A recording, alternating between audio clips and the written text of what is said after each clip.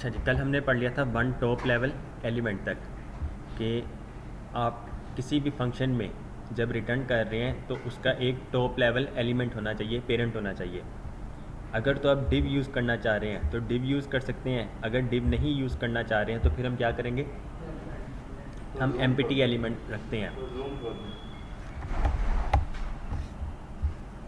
तो बेस्ट क्या है, डिव यूज़ करना या एम्प्टी एलिमेंट?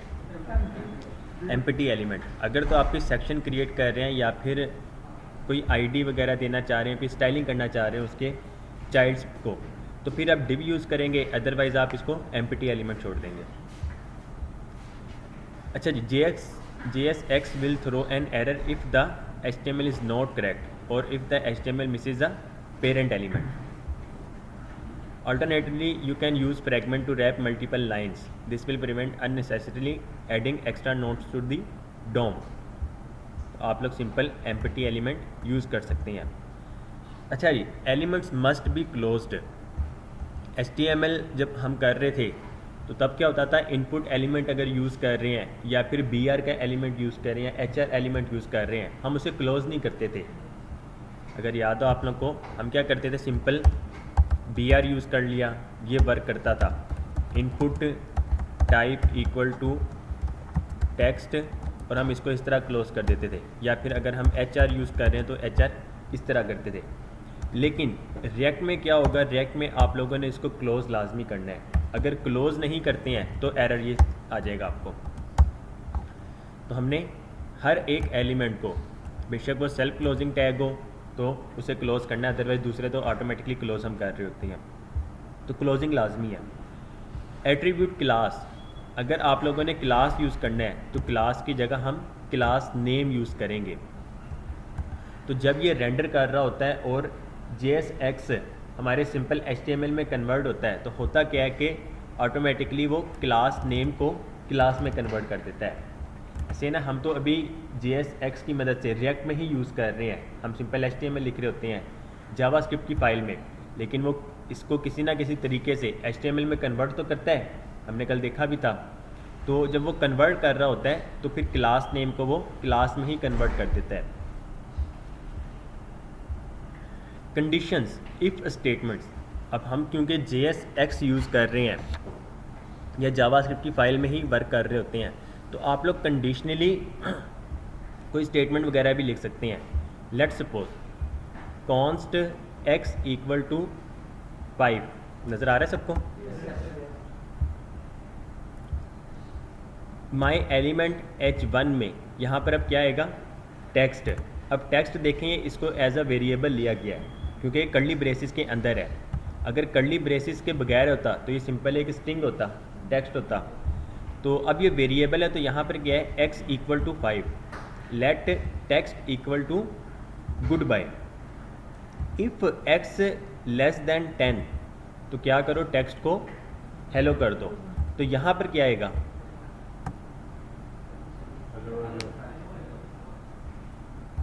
यहाँ पर क्या आ जाएगा, हेलो आ जाएगा, क्योंकि एक कंडीशन ट्रू हो जाएगी और हमने ऊपर टेक्स्ट जो लिया है गुड बाय, उसने इसको ओवरराइट कर देना है टेक्स्ट को, और यहाँ पर फिर आपका लिखा हुआ आ जाएगा हेलो। अगर यहाँ पर x ग्रेटर देन 10 होता फिर क्या होता, फिर गुड बाय आता, क्योंकि ये कंडीशन फॉल्स हो जाती, इसके अंदर की ये वैल्यू को चेंज नहीं करता और यहाँ पर हमारे पास गुड बाय ही लिखा हुआ आता। अच्छा जी, इसे हम अपने कोडिंग में लेकर आ जाते हैं। कल जो हमने प्रोजेक्ट क्रिएट किया था लर्निंग रिएक्ट के नाम से, उसको ही स्टार्ट करते हैं। स्टार्ट करने का तरीका शहजादे बताएंगे?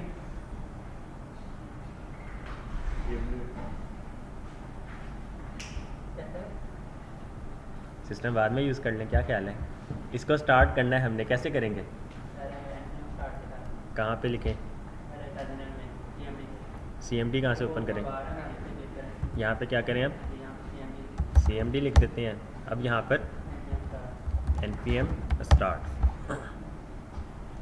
तो अब हमारा जो रिएक्ट की हमारी ऐप है वो ओपन हो जाएगी।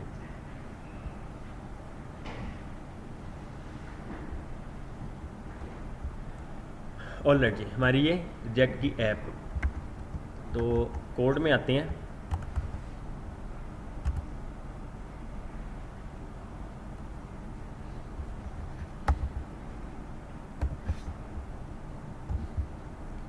अच्छा जी, सोर्स और यहाँ पर app.js।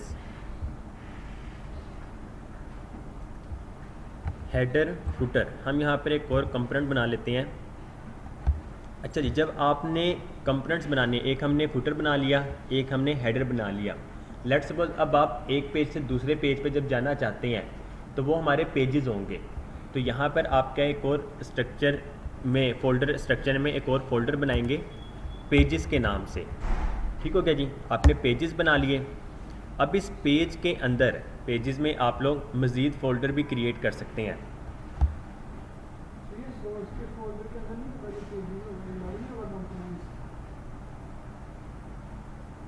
कंपोनेंट्स के अंदर भी बना सकते हैं, वैसे भी बना सकते हैं, इशू वाली कोई बात नहीं है, बाहर भी बना ले, कोई इशू नहीं।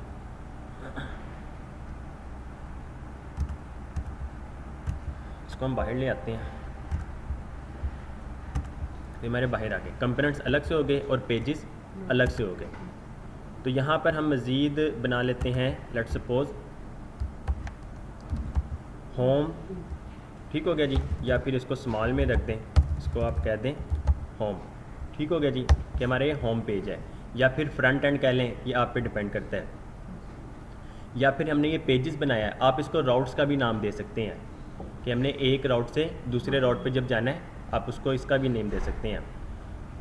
होम के अंदर हम home.js बना देते हैं। ठीक हो गया जी, अब हमारे पास एक फ़ाइल आ गई home.js। अब हम यहाँ पर क्या लिखेंगे शॉर्ट फॉर्म पे, RFC। होम आ गया हमारे पास, और यहाँ पर हम जो लिख रहे थे हम इसको कह देते हैं home.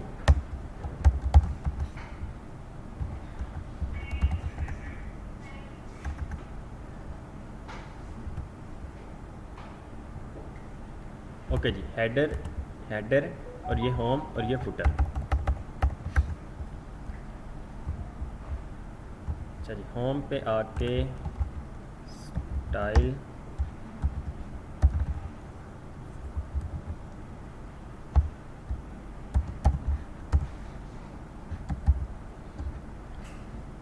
Padding 60 pixels, 0, background colour,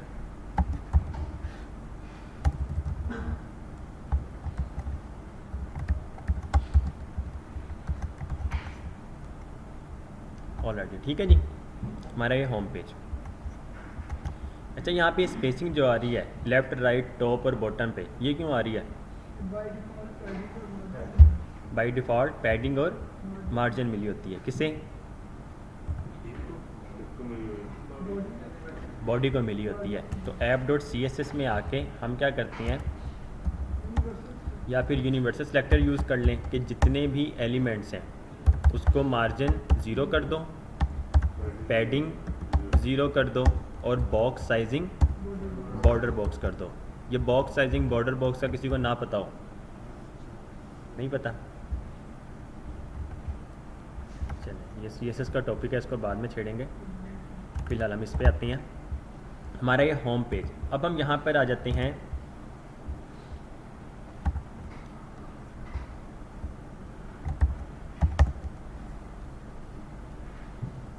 H1 home page, और यहाँ पर P my name is my name. ठीक हो गया जी, हमने लिखा माई नेम इज़ माई नेम। अभी इसको रन करते हैं तो क्या होगा? एरर आ जाएगा। किस चीज़ का एरर आएगा? माई नेम इज़ नॉट डिफाइंड, क्योंकि माई नेम अभी तक डिफाइन नहीं किया गया है। अब हम यहाँ पर आते हैं, let my name equal to Mohammad Umair Ahmed. उसके बाद लेट x इक्वल टू 5 कह देते हैं। इफ़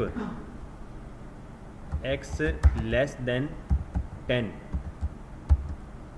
तो क्या करो, माई नेम इक्वल टू, हम इसको कह देते हैं अंश कह देते हैं। ठीक हो गया जी। उसके बाद अब यहाँ पर माई नेम इज़ में क्या लिखा हुआ आएगा? अंश आएगा। माई नेम इज़ अंश, यही स्पेलिंग होते हैं। अनस होता है या अंश होता है? आपका अपना नाम है, आप बताएं। स्पेलिंग ही, अच्छा ठीक हो गया जी। अब अगर इसको हम ग्रेटर देन साइन दे देते हैं तो क्या होगा? My name is Mohammad Umair Ahmed. ये हम इफ़ एल्स कंडीशन की ज़रिए कर रहे हैं, लेकिन अगर यही लेट एक्स यहाँ पर ही रहने दें, अब सिंपल माई नेम लिखें तो क्या होगा? डायरेक्ट वही आ जाएगा। ठीक हो गया जी। अब यहाँ पर अगर हम टर्नरी ऑपरेटर यूज़ करना चाहें कि हम इफ़ एल्स कंडीशन नहीं यूज़ करते, हम टर्नरी ऑपरेटर की मदद से माई नेम को एग्जीक्यूट करते हैं, तो कैसे करेंगे? हमने सबसे पहले लिखा था एक्स लेस देन। ठीक हो गया जी। तो हम डायरेक्ट यहाँ पर लिखेंगे एक्स लेस देन 10। ये हमारी होगी कंडीशन इफ़ वाली, एक्स लेस देन 10। अगर तो ये ट्रू है, क्वेश्चन मार्क के बाद आएगा अगर तो ट्रू है तो क्या करो? अनस, अदरवाइज क्या शो करो?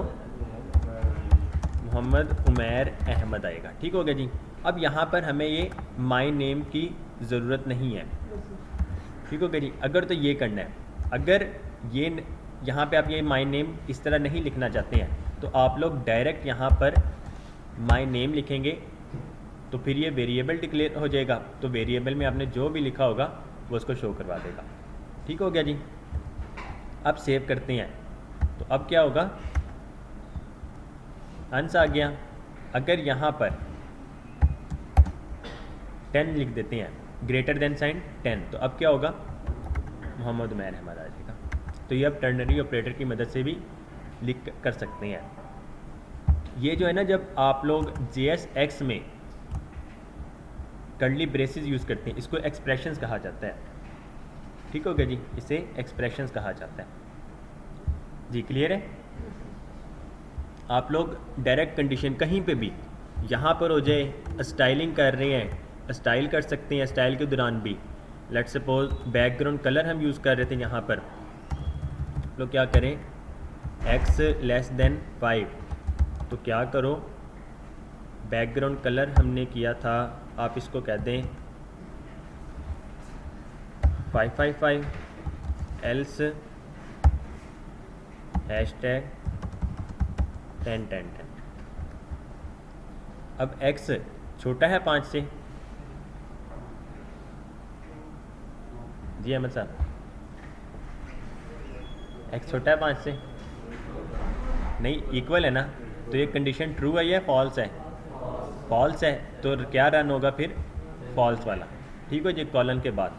तो अब क्या होगा? बैकग्राउंड कलर जो है हमारा बहुत डार्क होगा। रन करते हैं तो ये देखें, उसी तरह जब आप लोगों ने ये कर दिया है, सेम कलर के साथ भी कर सकते हैं। अब यहाँ पर भी सेम चीज़ ही ले आए,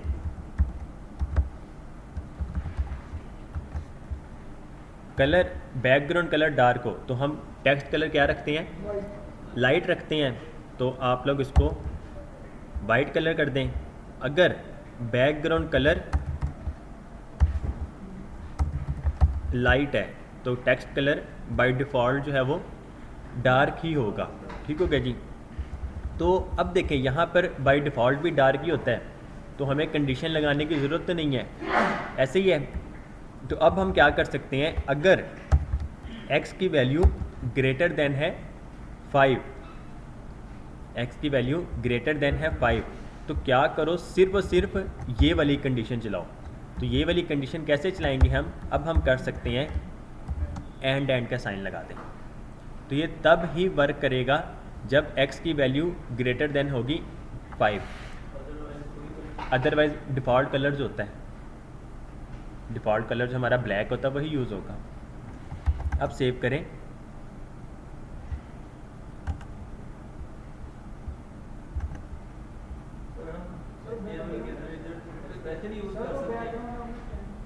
जी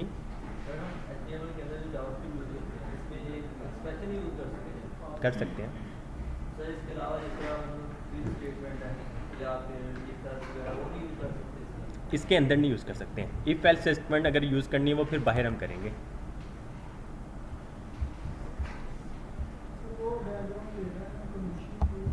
जी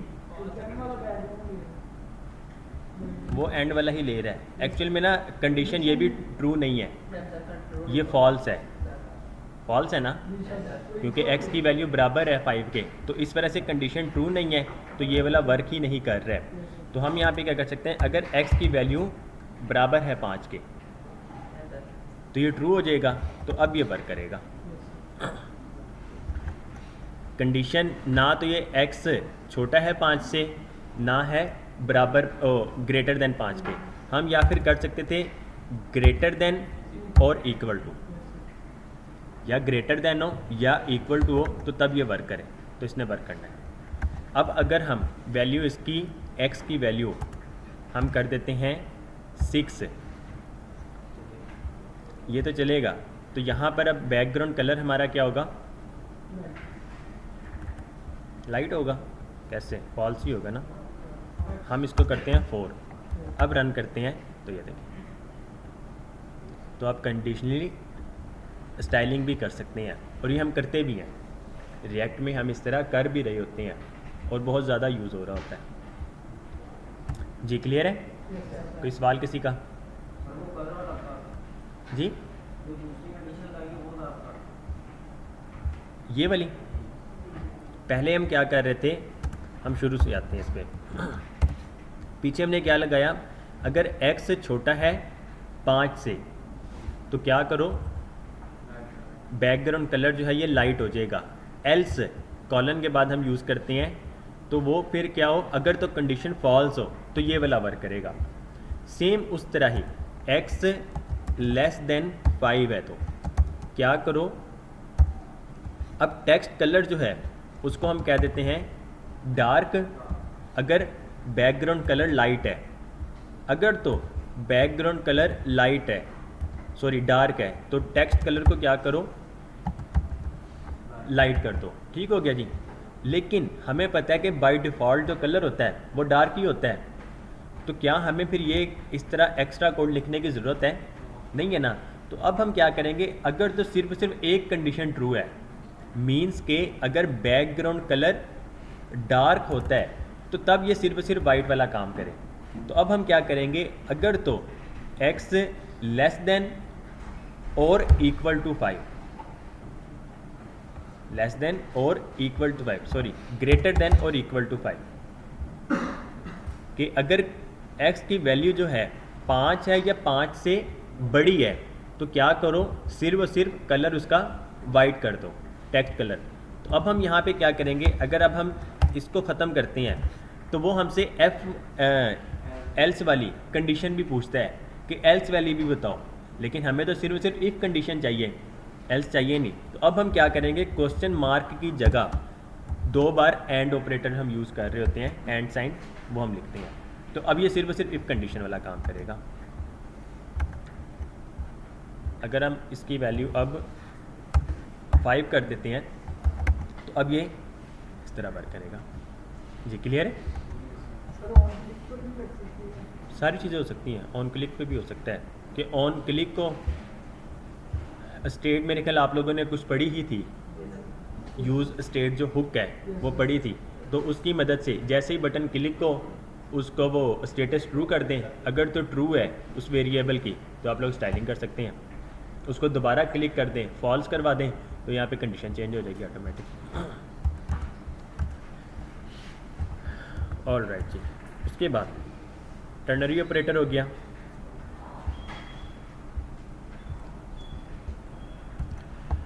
JSX कंपोनेंट्स, रिएक्ट कंपोनेंट्स के बारे में हमने पहले ही पढ़ लिया है। फंक्शन कंपोनेंट हमने यूज़ करने हैं, car, hi IMA car. Okay जी, प्रॉप्स की मदद से अब हम प्रॉप्स में आ जाते हैं। अब हम एक और क्या कहते हैं, कंपोनेंट एक बनाते हैं या फिर एक पेज बना लेते हैं। लेट्स सपोज होम है, हम एक और बना लेते हैं user.js के नाम से, ठीक हो गया। या फिर हम इसको कह देते हैं profile.js कि यूज़र की प्रोफाइल का जो पेज होता है हम एक वो पेज क्रिएट कर रहे हैं। profile.js RFC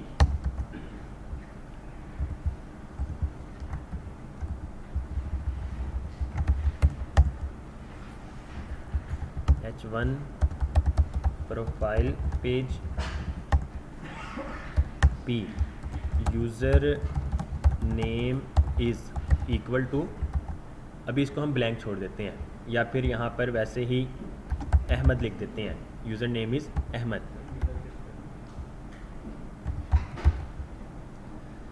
ओके जी, अब प्रोफाइल आ गई हमारे पास। होम पे आके हमने जो स्टाइलिंग की थी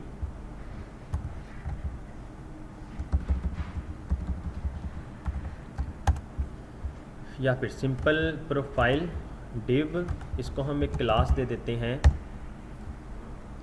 पेज टॉप, और यहाँ पर आके पेज टॉप को टारगेट करके पैडिंग टॉप और बॉटम 60 पिक्सल्स, लेफ़्ट और राइट 0।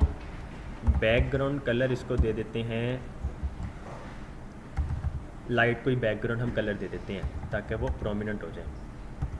लर्निंग रिएक्ट, उसके बाद हम app.js में आ जाते हैं और होम पे आके यहाँ पर प्रोफाइल, इसको हमने इंपोर्ट कर लिया।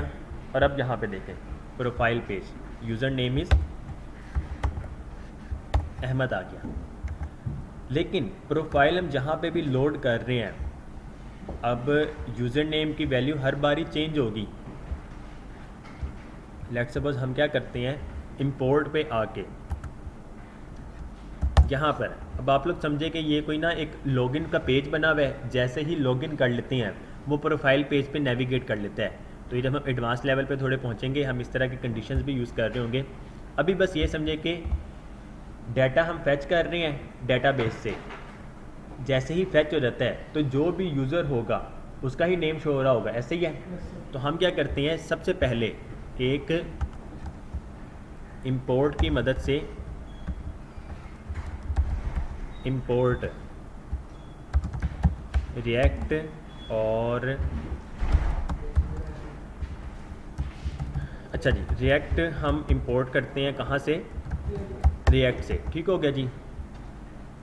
इसके साथ साथ रिएक्ट के साथ साथ कुछ हुक्स भी हम इंपोर्ट कर रहे होते हैं। जब हम हुक्स पे जाएंगे हम डीपली उसको पढ़ेंगे, अभी बस समझ लें। रिएक्ट के साथ कोमा लगाएं और कर्ली ब्रेसेस, और यहाँ से आप लोग यूज़ स्टेट, हमने यूज़ स्टेट की मदद से यूज़ स्टेट हुक को इंपोर्ट कर लिया। अब फंक्शन ऐप के अंदर हुक जो है हमेशा इस फंक्शन के अंदर ही हम यूज़ कर सकते हैं, इसके बाहर नहीं यूज़ कर सकते हैं, ठीक हो गया जी। ये हमेशा नोट याद रखिएगा। फंक्शन ऐप के अंदर हम कॉन्स्ट की मदद से, कॉन्स्ट ले लें, यहाँ पर कॉन्स्ट लिखने के बाद हम क्या लिखते थे, let's suppose user equal to,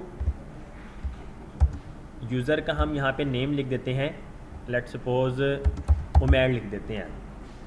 अभी देखें, अभी तक हमने यूज़ स्टेट नहीं यूज़ किया, ऐसे ही है। यूज़ स्टेट क्या होता है, लेट्स सपोज कॉन्स्ट यूज़र, इस टाइम हमने डिफ़ॉल्ट ही उमैर रख दिया। यूज़र से जैसे ही वैल्यू आती है हम इसको चेंज कर सकते हैं। हमने कॉन्स्ट लिखा हुआ है, हम इसकी वैल्यू चेंज नहीं कर सकते हैं। एक तो सिंपल जो तरीका है इसका वेरिएबल की वैल्यू चेंज करने का, हम क्या करते थे, user equal to let's suppose हम अनस लिख देते हैं, ठीक हो गया जी।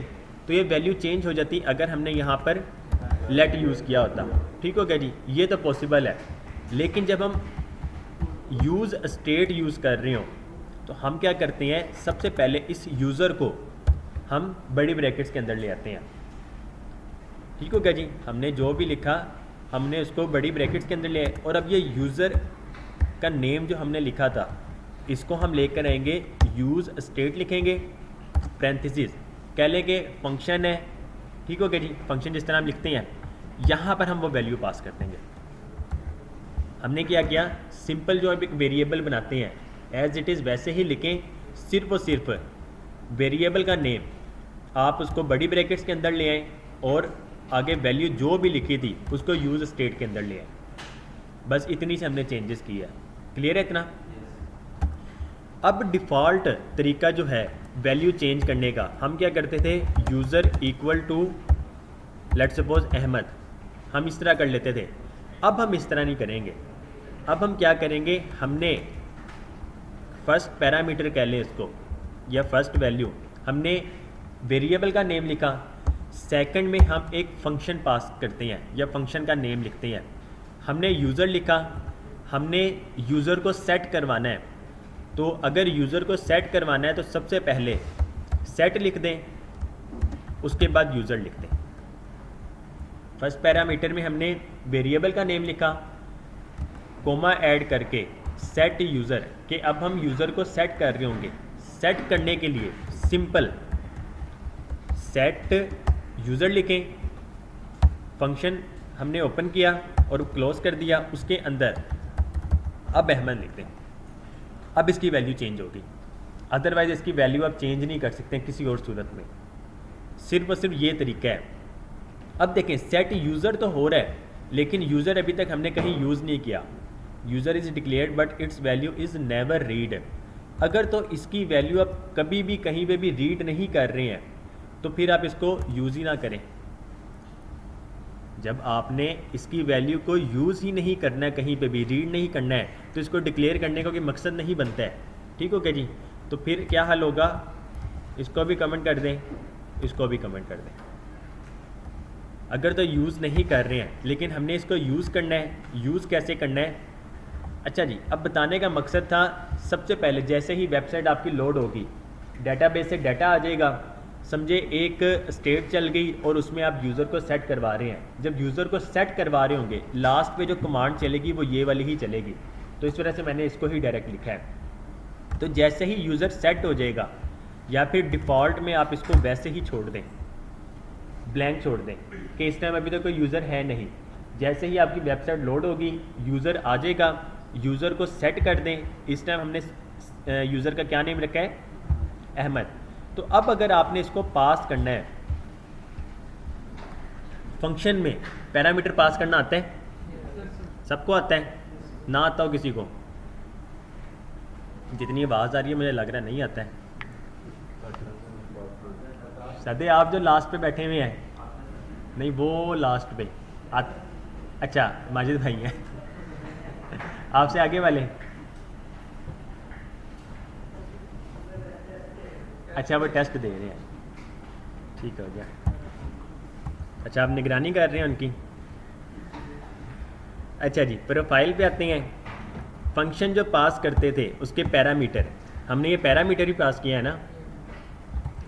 डिफ़ॉल्ट अगर फंक्शन को कॉल किया जाए तो हम सेट यूज़र इस तरह करते हैं, इसमें पैरामीटर पास करना हो तो स्ट्रिंग अगर पास करना है तो कोटेशन मार्क्स यूज़ करते हैं, नंबर पास करना है तो वैसे ही लिख देते हैं, कोई वेरिएबल पास करना है तो वेरिएबल का नेम लिख देते हैं, ऑब्जेक्ट पास करना हो ऑब्जेक्ट, एरे पास करना हो एरे, फंक्शन पास करना हो तो दोबारा हम फंक्शन ही पास कर देते हैं। मीन्स के जो भी डाटा टाइप है आप लोग कर सकते हैं। नल पास करना हो नल लिख देते हैं, अनडिफाइंड करना हो तो अनडिफाइंड कर देते हैं। डाटा टाइप्स आती हैं सबको जावास्क्रिप्ट की, कितनी होती हैं टोटल? कितनी होती हैं? यहाँ से 17 की आवाज़ आई थी मेरे ख्याल। खुद से तो नहीं बनाते रहे हैं? अच्छा जी, टोटल होती हैं 6। कौन कौन सी जी? नहीं 6 किसने कहा था? आपने जी? कौन कौन सी बता दें? डाटा टाइप्स इक्वल टू 6, कौन कौन सी बताएं? कोई बात नहीं। स्ट्रिंग हो गई, कांस्टेंट है, डाटा टाइप तो नहीं है। नहीं, इसमें इंटीजर्स नहीं, इसमें स्ट्रिंग ही है। एक नो भाई को बताने दें जी, कोई बात नहीं, जितनी आती है। इंटीजर्स तो स्ट्रिंग में आ गई ना, फ्लोट भी उसमें आ गई, नंबर्स आ गए। एक मिनट फर्क साहब, बूलियंस में क्या होता है? ये साथ वाले आवाज़ दे रहे हैं पीछे वाले जी? नहीं, डाटा टाइप 6 तो होती हैं, कौन कौन सी? बूलियंस में क्या होता है?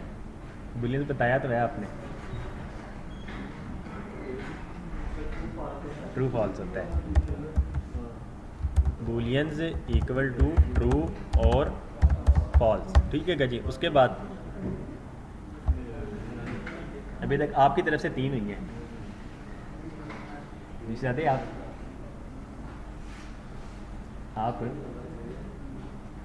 जी सलमान भाई, आप भूल गए? आप ऑब्जेक्ट्स, फंक्शन, एरे, नल, अनडिफाइंड जी। सिंगल क्या? सिंबल नहीं, इसमें तो कुछ भी नहीं है जी। ज़्यादा कितनी हो गई ये? 8 होगी। तो जावास्क्रिप्ट में डाटा टाइप्स जो है वो 8 है, ठीक हो गया जी। String, numbers, booleans, object. String को हमेशा हम कोटेशन मार्क्स सिंगल में, डबल में या फिर सिंगल में लिखते हैं। नंबर्स उसी तरह, अगर आप इसको कोटेशन मार्क्स में ले आते हैं तो इसकी डाटा टाइप स्ट्रिंग हो जाती है। तो इसमें 9 प्लस 9 करते हैं तो हमारे पास रिजल्ट क्या आएगा? 1 मिनट, 99 आ जाएगा। क्यों आएगा? वो स्ट्रिंग है, ठीक हो गया जी।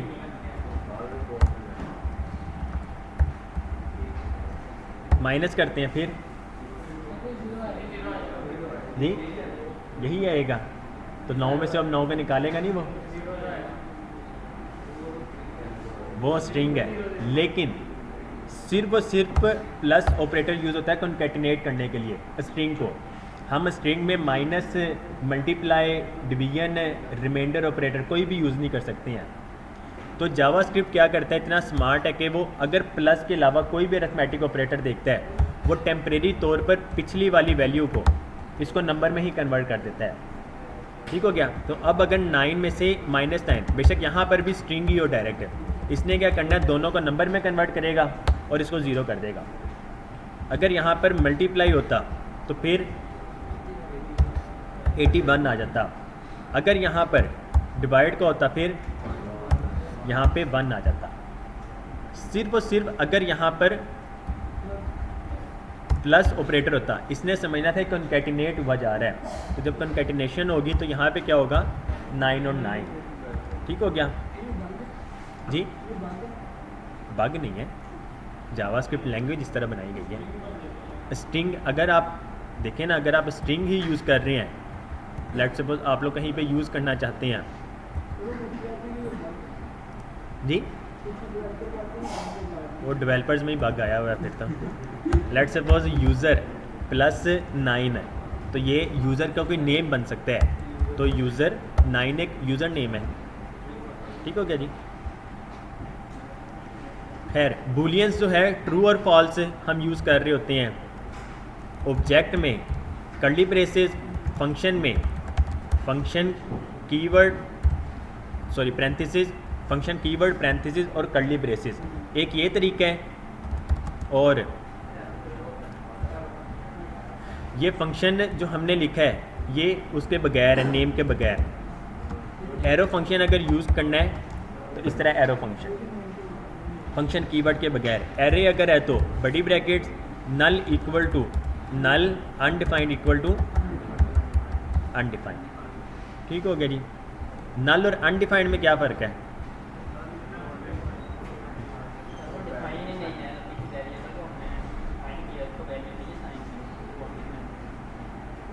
और नल नल एग्जिस्ट ही नहीं करता है। अच्छा जी, अब यहाँ पर हम कोई भी डाटा टाइप पास कर सकते थे और वो यूज़र उसको सेट कर देता, कुछ भी हम करते, लेकिन हमने यहाँ पे यूज़र को सेट करना है। तो यहाँ पर अब हम लिख देते हैं अहमद। बाय डिफ़ॉल्ट यूज़र कोई भी नहीं है, जैसे ही डाटा फैच हो जाता है उसको एक यूज़र मिल जाता है अहमद। अब ये अहमद जो है हमें चाहिए प्रोफाइल में, प्रोफाइल में ही चाहिए ना, जहाँ पे हम उसकी सारी वैल्यूज़ वगैरह शो करवा रहे होंगे। तो अब हम यहाँ पे क्या करेंगे, इसको ख़त्म करें, इसमें आए माई यूज़र नेम इज़ ब्लैंक। तो जैसे ही डाटा फैच हो जाता है, पैरामीटर्स हमें पास करना आता है, उसी तरह प्रोफाइल कोई एट्रीब्यूट अगर लिखना हो तो हम एट्रीब्यूट कैसे लिखते हैं, एट्रीब्यूट के नेम लिख देते हैं। नेम किस तरह लिखेंगे, लेट्स सपोज हम यूज़र हम लिख देते हैं, हम कोई भी उसको पास कर सकते हैं एट्रीब्यूट की मदद से, जो बाय डिफ़ॉल्ट कोई और यूज़ ना करो। जैसे हम आईडी नहीं करेंगे, हम क्लास नेम नहीं करेंगे, ठीक हो गया जी। तो हम क्या करेंगे फिर, अगर यूज़र को करना है तो यूज़र इक्वल टू, अगर स्ट्रिंग पास करना है तो स्ट्रिंग करेंगे, अदरवाइज हमने कर्ली ब्रेसेस, हमने वेरिएबल पास करना था, वेरिएबल क्या है, यूज़र, तो हम यहाँ पर आके यूज़र को पास कर देंगे। अब ये यूज़र को जब हमने पास कर दिया, हमें ये मिल जाएगा प्रोफाइल में। प्रोफाइल में कहाँ पे मिलेगा, यहाँ पर जब आएंगे, इस जब हम फंक्शन में से कोई पैरामीटर को पास करते हैं, जहाँ पर उसको कॉल कर रहे हो उसकी पैरेंथेसिस में हम उसको गेट करते हैं, ऐसे ही है। तो अब यहाँ पर भी हम क्या लिखेंगे, props, props equal to properties, ठीक हो गया। प्रॉप्स शॉर्ट फॉर्म में, फुल फॉर्म जो इसकी है वो प्रॉपर्टीज़ है, प्रॉप्स। अब कंसोल डॉट लॉग करके सबसे पहले आप प्रॉप्स को ही चेक कर लें कि प्रॉप्स में आ क्या रहा है। रन किया, एक मिनट पहले, नहीं ये हमने कर दिया ना ओपन प्रॉप्स, यहाँ पे एरर आ रहा है कोई।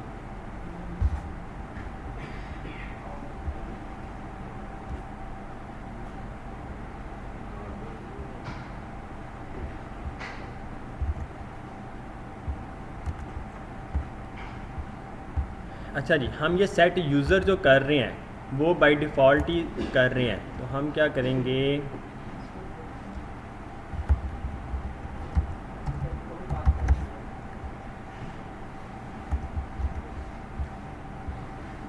अच्छा जी, यूज़ स्टेट हमने किया, हम एक और यूज़ कर लेते हैं, यूज़ इफ़ेक्ट। पहले हमने एक हुक यूज़ किया यूज़ स्टेट, इसकी मदद से हम कोई भी डिफ़ॉल्ट वैल्यू ले सकते हैं और उस वैल्यू को चेंज कर सकते हैं, ठीक हो गया। बस इतना अभी पढ़ लें, समझ लें, हम कोई भी वैल्यू ले सकते हैं और उस वैल्यू को सेट भी कर सकते हैं, चेंज कर सकते हैं, अपडेट कर सकते हैं, मीन्स के मॉडिफाई कर सकते हैं। ये यूज़ स्टेट करता है। यूज़ इफ़ेक्ट जो है ये फंक्शन एक है, हुक है एक। इसको कैसे यूज़ करते हैं, यूज़ इफ़ेक्ट लिखेंगे, हमारा यूज़ इफ़ेक्ट चल जाएगा। इसके अंदर हम 2 पैरामीटर पास कर सकते हैं, ठीक हो गया। 2 पैरामीटर में, पहले पैरामीटर में फंक्शन आएगा, फंक्शन हम एरो फंक्शन यूज़ कर लेते हैं, फर्स्ट पैरामीटर लाजमी है। सेकंड पैरामीटर में होता है इसकी डिपेंडेंसीज। अगर तो आपने सिर्फ और सिर्फ एक बार चलाना है, ये यूज़ इफ़ेक्ट क्या करेगा, जैसे ही आपकी वेबसाइट लोड होगी टॉप से बॉटम, ये एक बार यूज़ इफ़ेक्ट रन होगा।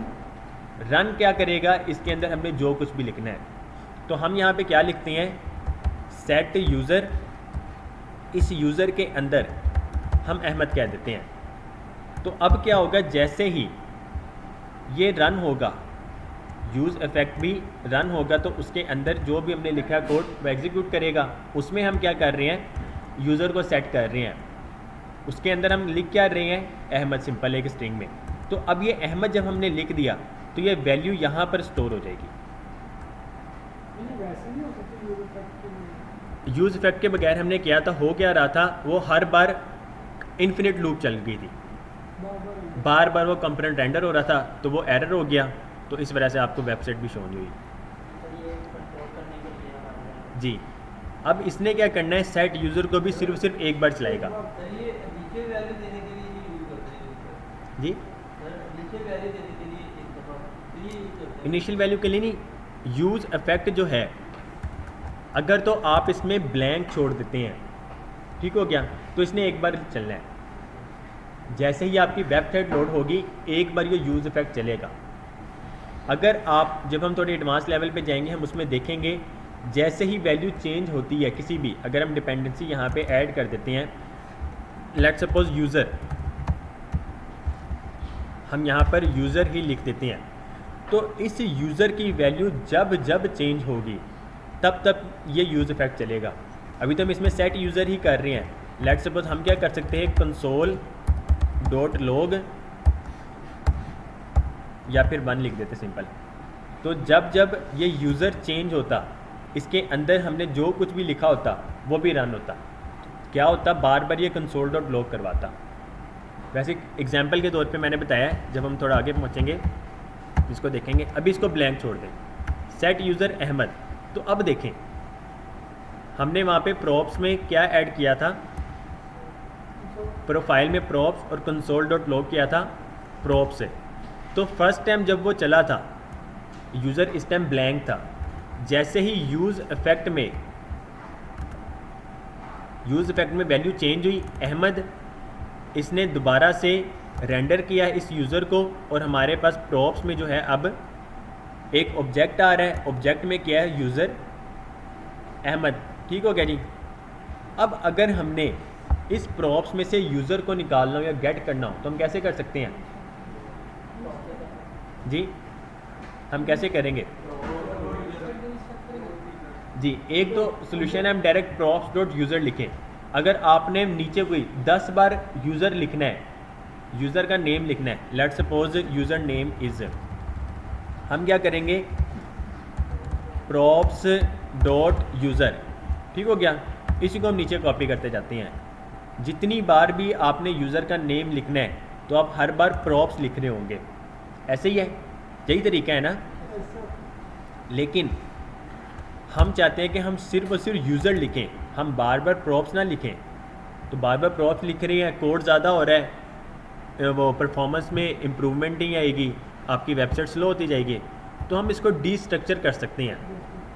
डी स्ट्रक्चर कैसे करेंगे, कौन बताएगा?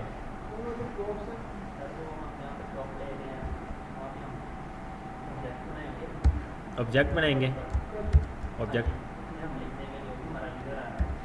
User equal to props. ये तो एरर दे रहा है।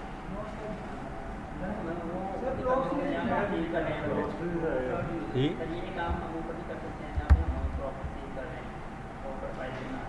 अच्छा जी,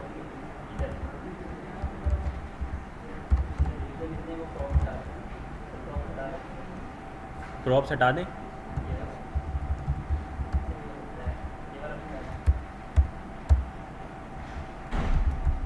कंसोल डॉट लॉग करें।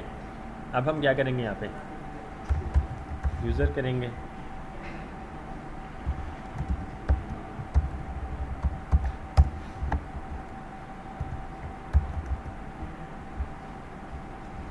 आपके पास वो आ गया जो हमने लिखा था। डायरेक्ट आप लोग इस तरह इसको डी स्ट्रक्चर कर सकते हैं, क्योंकि प्रॉप्स जो था एक आपके पास ऑब्जेक्ट आ रहा था, ऐसे ही है। तो अगर आप डायरेक्ट यहाँ पर ऑब्जेक्ट करके जो भी वैल्यू आ रही है, आप जो भी पास कर रही हैं वो लिखेंगे, तो ये आपके पास वैल्यू आ जाएगी। एक तरीका ये है, अगर आपने एक से ज़्यादा वैल्यू गेट करनी है, लेट्स सपोज अभी हम क्या कर रहे थे यहाँ पर, set user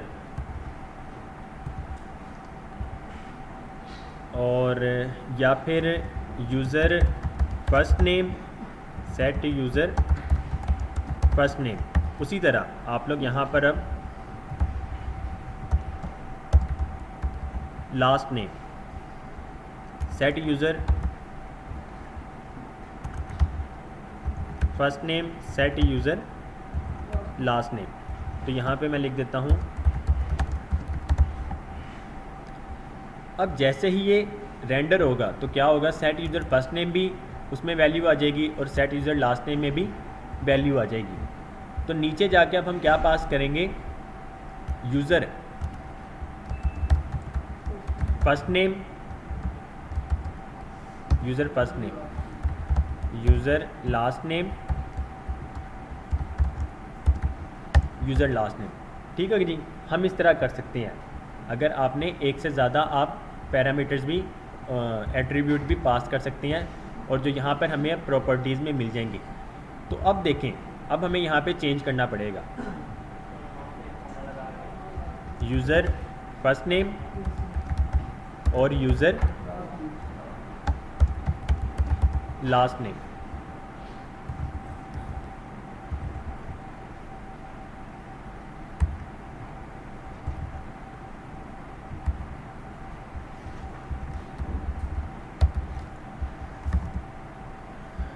user first name is user last name is।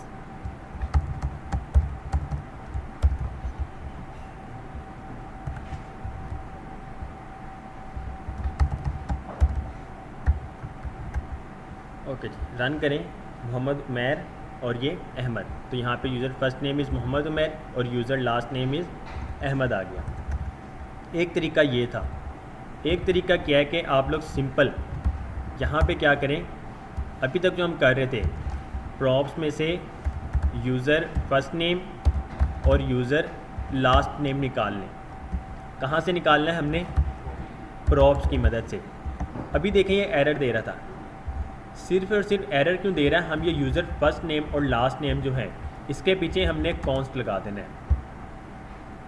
तो अब क्या हो रहा है, ये यूज़र फर्स्ट नेम और यूज़र लास्ट नेम प्रॉप्स में से निकल जा रहा है, दोनों एक एक कॉन्स्ट बन जा रहे हैं। इसकी वैल्यू हम चेंज नहीं कर सकते हैं, कॉन्स्ट ले लें या लेट ले लें, ये आप पे डिपेंड करता है। लेकिन हम इसकी वैल्यू चेंज नहीं कर रहे होते हैं, तो हम इसको कॉन्स्ट में ही ले लें, ये मुनासिब है। तो अब अगर इसको यूज़ करें तो ये तब भी वर्क करेगा। तो यहाँ से बल्कि अब एरर आ जाएगा, तो यहाँ पर आपने सिंपल प्रॉप्स लिखना है।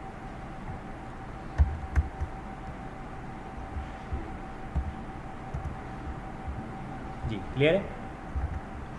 तो एक ही चीज़ को करने के बहुत सारे तरीके हैं। डायरेक्ट यहाँ पे भी ले सकते हैं, यहाँ पे नहीं लेना चाह रहे हैं तो यहाँ पे ले लें। इससे क्या होगा, आपका कोड क्लीन हो जाएगा, क्योंकि इसके साथ साथ प्रॉप्स में और बहुत सारी वैल्यूज़ हम गेट कर रहे होते हैं।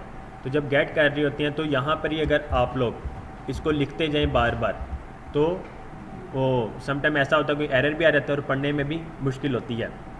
और प्रॉप्स के साथ साथ हमारे पास और भी बहुत सारे पैरामीटर्स में वैल्यू आ रही होती है, तो वो कोड काफ़ी लेंथी हो जाता है। तो सिंपल यहाँ पे प्रॉप्स लें और उसमें से इस तरह आप इसको डीस्ट्रक्चर कर सकते हैं। अब यहाँ पर यूज़र जब भी कोई भी न्यू आता है, वैल्यू उसकी आ रही होगी, तो यहाँ पर आप लोग second user last name of second user run करें तो यहाँ पे देखेगा वैल्यू चेंज हो जाएगी ऑटोमेटिक।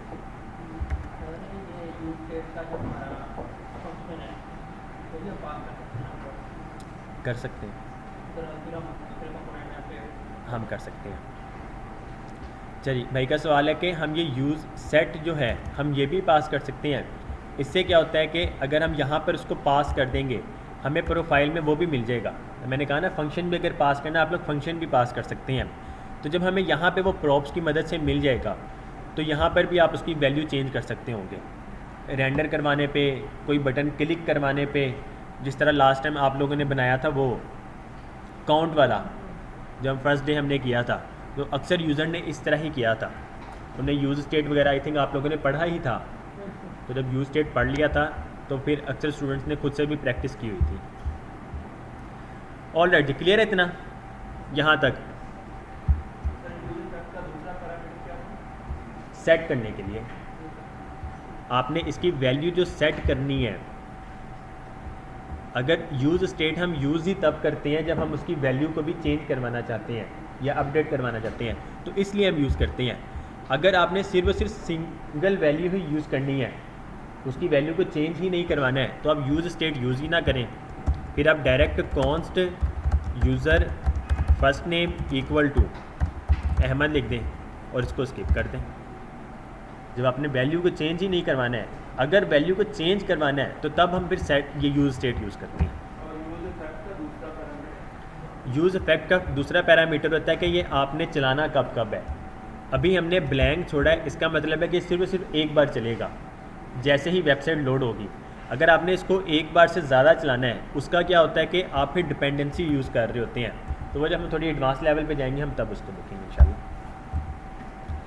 जी अभी क्लियर है? कोई सवाल किसी का? एनीवन? सर कोर्स के साथ जो है बड़ी प्रैक्टिस लगाई हुई है आपने फुल स्टेट का, अगर वो ना यूज करें तो यूज स्टेट नहीं चलेगा? नहीं चलेगा वो फिर सिंगल। अगर आप इसको इस तरह करते हैं तो ये देखें एरर दे देगा।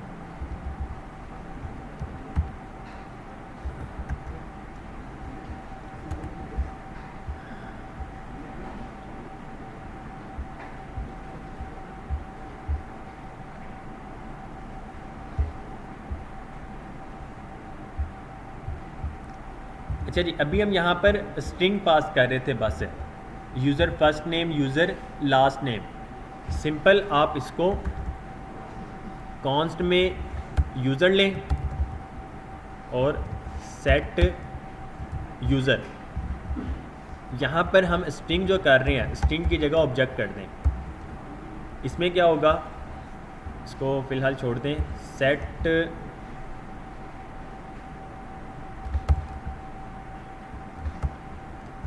यूज़र, इसमें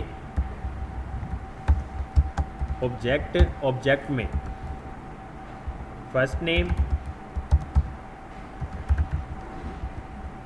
और लास्ट नेम क्या आपका? हनीफ। ओके जी, first name Anas, last name Hanif आ गया। अब यहाँ पर आप लोग बार बार जो इसको यूज़ कर रहे थे इसको भी ख़त्म करें, आपका कोड शॉर्ट हो जाएगा। और नीचे जाके आप लोग दो बार जो इसको पास कर रहे थे, यहाँ पर भी सिंपल यूज़र और यूज़र में पास क्या कर रहे हैं आप लोग? यूज़र को ही पास कर रहे हैं, ऊपर जो हमने यूज़र लिया हुआ है। जब ये आ गया तो प्रोफाइल में अब आपके पास एरर आ जाएगा, क्योंकि उसको यूज़र फर्स्ट नेम और यूज़र लास्ट नेम नहीं मिल रहा होगा, ये अनडिफाइंड होगा। ठीक हो गया जी। अपनी वेबसाइट में आते हैं, देखते हैं। तो इस टाइम देखें कुछ भी नहीं है। console.log अगर करके देखें, user first name user last name, तो आपके पास अनडिफाइंड आ रहा होगा, क्योंकि हमने अभी तक इसको डिफाइन नहीं किया है। तो अब आप लोग ने क्या करना है, सिंपल यहाँ से डी स्ट्रक्चर किसको करना है? हमने जो पास किया है यूज़र को किया है, तो आपके पास यूज़र आ जाएगा। अब यहाँ पर यूज़र में से यूज़र डॉट फर्स्ट नेम, उसी तरह यूज़र डॉट लास्ट नेम।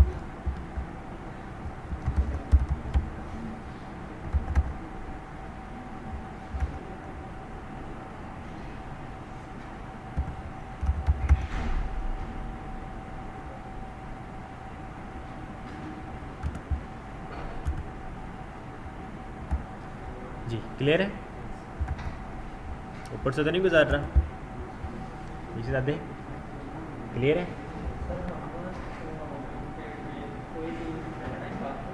कोई भी कर सकते हैं जी।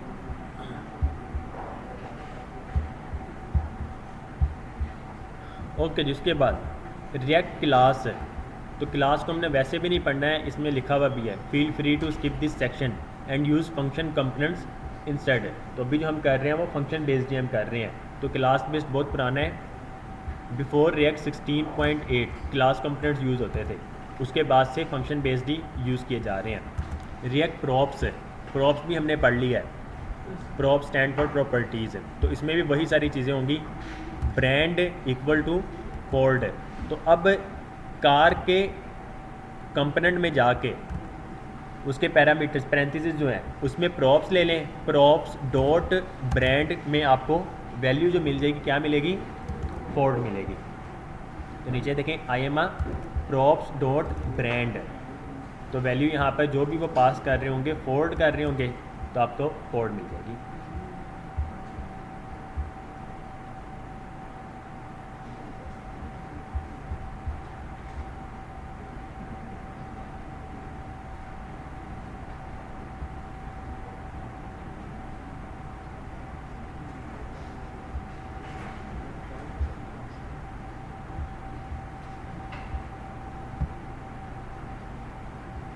ओके जी, ये देखें React props are read only, कि आप लोग सिर्फ और सिर्फ इसको रीड कर सकते हैं।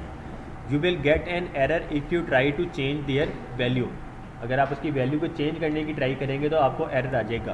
तो इस वजह से ही हम कॉन्स्ट में ही ले लेते हैं पहले, ताकि इसको हम चेंज ही ना कर सकें।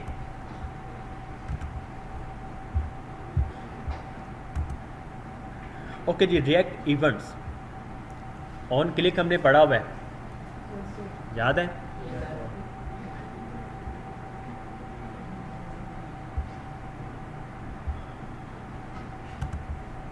हम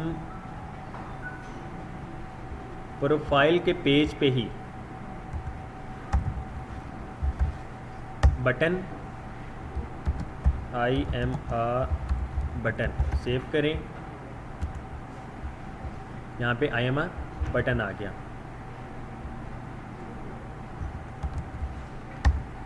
स्टाइल मार्जिन टॉप 20, आपके पास आई एम आ बटन, और इसको कर देते हैं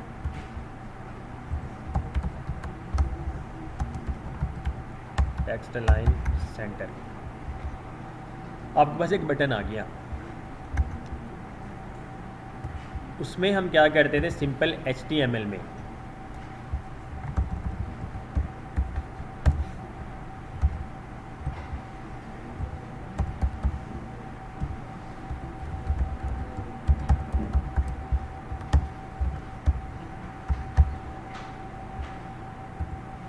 HTML में हम लिखते थे on click equal to quotation marks, ऐसे ही हम करते थे।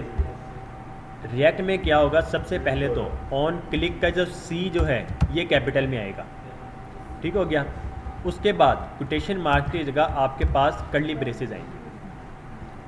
कर्ली ब्रेसेस के अंदर अब आपने जो कुछ भी करना है, डायरेक्ट अगर करना है तो आप लोगों ने इसके अंदर एक फंक्शन पास करना है, ठीक हो गया जी। फंक्शन जब पास करेंगे console dot log I am clicked, अब जैसे इस पर क्लिक करेंगे तो आई एम क्लिक्ड आ रहा है, मीन्स के क्लिक करने पे उसके अंदर हम फंक्शन ही पास करते थे, ऐसे ही है। आप लोग फिर इसके अंदर फंक्शन पास करेंगे। अदरवाइज हम यहाँ पर एक फंक्शन बनाते हैं, कॉन्स्ट, फंक्शन का नेम क्या लिखें जी, हैंडल क्लिक, के क्लिक को हैंडल करो। एरो फंक्शन बनाने के लिए equal sign, parenthesis, equal sign, greater than sign, curly braces, handle click आ गया। इसके अंदर कंसोल डॉट लॉग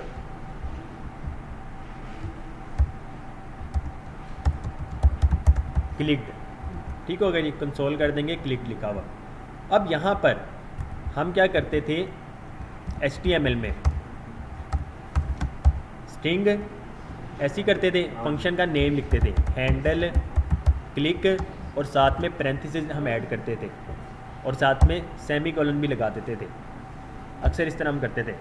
अगर इसमें करना है रिएक्ट में तो हम कैसे करेंगे, कर्ली ब्रेसेस, इसके अंदर हैंडल क्लिक, और हम पैरेंथेसिस ऐड करते थे HTML में। इसमें हम पैरेंथेसिस नहीं ऐड करेंगे, इसमें हम पैरेंथेसिस के बगैर लिखेंगे। अगर तो पैरेंथेसिस भी ऐड कर देते हैं, क्योंकि ये जावा स्क्रिप्ट है, पैरेंथेसिस हम कब ऐड करते थे, जब हमने फंक्शन को कॉल करना हो। अगर हम यहाँ पर भी पैरेंथेसिस ऐड कर देंगे, इसका ये मतलब होगा कि ये डायरेक्ट ही कॉल हो जाएगा। हमने क्या करना है, जब ये बटन क्लिक हो तब ये कॉल हो, ऐसे ही है ना। तो अब हम इसको जब यूज़ करेंगे IMR बटन, तो ये देखिए जी, कॉल बैक फंक्शन इसे नहीं कहेंगे। कॉल बैक फंक्शन हम एक हुक के ज़रिए बनाते हैं, यूज़ कॉल बैक, वो खुद ही कॉल हो जाएगा, एक बार वो खुद ही रन हो जाएगा। अच्छा, कल हमने पढ़ा था सिंगल पेज एप्लीकेशन है और उसमें सिर्फ और सिर्फ उतनी ही चीज़ चेंज होती है जिसको हम चेंज करते हैं। HTML में जब हम देखते थे अगर आप एक करैक्टर भी चेंज करें किसी भी फाइल में तो वो कंप्लीट वेबसाइट को रीलोड करता था। लेकिन अब देखें यहाँ पर console.log भी वैसे ही रहते हैं। चेंजेस किस में आती है, जिस टेक्स्ट को हमने चेंज किया, जिस लाइन को हमने चेंज किया हो, बाकी सारे के सारे वैसे ही रहते हैं। सेव करेंगे तो ये देखें इवन के console.log भी वैसे ही रहते हैं। अब हम इस पर दोबारा क्लिक करेंगे तो अब ये देखें क्लिक का आ गया। जी क्लियर है, कोई सवाल किसी का? इसी के साथ जितने भी वो इवेंट्स वगैरह हैं, ऑन क्लिक था और क्या क्या था, ऑन माउस क्या, आवर, और ऑन चेंज हम बटन में यूज़ कर सकते हैं। ऑन चेंज हम इनपुट फील्ड में यूज़ करते हैं। ऑन माउस ओवर हो गया, और ऑन फोकस वो हम किस में यूज़ करते हैं, इनपुट फील्ड में हम करते हैं। और हम क्या यूज़ कर सकते हैं इस पर, on double click, on mouse over, on mouse out. Input field में जो है on focus, on change, on blur, और भी बहुत सारे हैं हम कर सकते होंगे। ऑल राइट जी, direct events, on click, shoot alert में अब क्या एरर शो होगा, ग्रेट शॉट। पासिंग आर्गूमेंट्स जी, अच्छा जी, जब आपने कोई आर्गूमेंट पास करना है, कोई पैरामीटर में आपने कोई वैल्यू पास करनी है, तो तब हम क्या करेंगे, लेट सपोज ऑन क्लिक में अगर आपने इस फंक्शन में पैरामीटर पास करना है तो हम क्या करेंगे, सबसे पहले इसको एक फंक्शन में ले लेंगे। फंक्शन में लेने के बाद हम यहाँ पर फंक्शन का नेम लिखेंगे जिसको हमने कॉल करना है, हैंडल क्लिक। अब इस हैंडल क्लिक को हमने यहाँ पे कॉल करना है, लास्ट में कॉल कर दिया। इसके अंदर अब आप पैरामीटर पास कर सकते हैं, तो यहाँ पर हम क्या लिखेंगे, लेट्स सपोज क्लिक लिख देते हैं, या फिर parameter passed in the from the button. अब यहाँ पर हमें फर्स्ट पैरामीटर में वो स्ट्रिंग मिल जाएगा, तो यहाँ पर हम param1 लिख देते हैं। तो अब यहाँ पर क्लिक की जगह हम क्या लिखेंगे, param1। सेव करेंगे, अपनी वेबसाइट में IMR बटन, तो ये देखिए parameter pass from the button. एक से ज़्यादा करने हैं तो हम क्या करेंगे, कॉमा param2 पास्ड, और यहाँ पर अगर हमें चाहिए तो param2 और यहाँ पर param2 कर देते हैं। रन करें IMR बटन, तो ये देखें फर्स्ट पैरामीटर में पैरामीटर फर्स्ट की वैल्यू आ जाएगी और सेकंड में सेकंड की वैल्यू आ जाएगी। जी क्लियर है, कोई सवाल किसी का? इस आते हैं, पक्की बात है, आप सोच लें जी। तो वो फर्स्ट टाइम कॉल हो जाएगा, वो क्लिक किए बगैर ही एक बार कॉल हो जाएगा जी।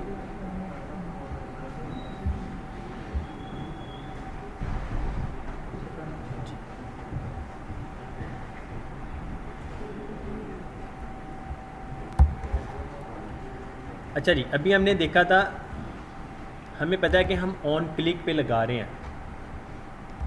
एनालिटिक्स का पता है आप लोगों को? एनालिटिक्स कि अक्सर वेबसाइट में होता है कि किस यूज़र ने कितनी बार कौन सा बटन क्लिक किया है, कितनी बार उस पेज पर आया है, कितनी बार उस सेक्शन से गुजर के गया है। Let's suppose on mouse over लगा देते हैं, ऑन माउस आउट लगा देते हैं, ऑन क्लिक पे लगा देते हैं। अभी हमें तो पता है कोडिंग के दौरान कि ऑन क्लिक हो रहा है, ऑन क्लिक करने पे ये होगा किस यूज़र ने या फिर जितने भी यूज़र्स हैं उन्होंने कितनी बार उस बटन को क्लिक किया है। ये हम इस तरह इवेंट्स की मदद से एनालिटिक्स चेक कर रहे होते हैं कि यूज़र कौन से पेज पे कितनी बार आया है, किस पेज पे उसने किस बटन पे कितनी बार क्लिक किया है। इस तरह वेबसाइट्स को इम्प्रूव किया जाता है।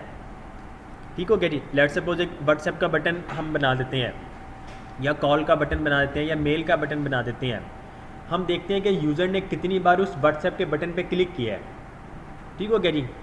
व्हाट्सएप पे बटन पे कितनी बार क्लिक किया है और व्हाट्सएप पे हमें मैसेजेस कितने आए हैं, जस्ट फॉर एग्जांपल। तो इस तरह फिर चेक किया जाता है कि यूज़र ने व्हाट्सएप पे मैसेज पे बटन पे क्लिक तो किया है, लेकिन हमारे पास उतने मैसेजेस तो नहीं आए हैं, तो रीज़न क्या है।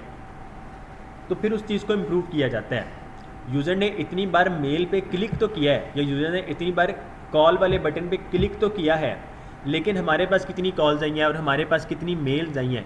तो इन सब चीज़ों को भी मॉनिटर किया जाता है और इस तरह अपनी वेबसाइट्स को इम्प्रूव किया जाता है।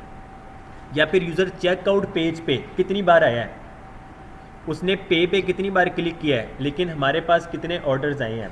तो इन सब को भी मॉनिटर किया जाता है।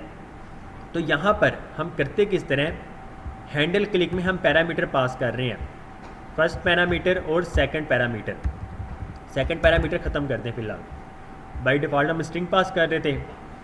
अब क्या करेंगे, जैसे ही ऑन क्लिक करते हैं, इसके फर्स्ट जब हम कोई एरो फंक्शन बना रहे हैं, इसके पैरेंथेसिस में हम इवेंट लिख देते हैं।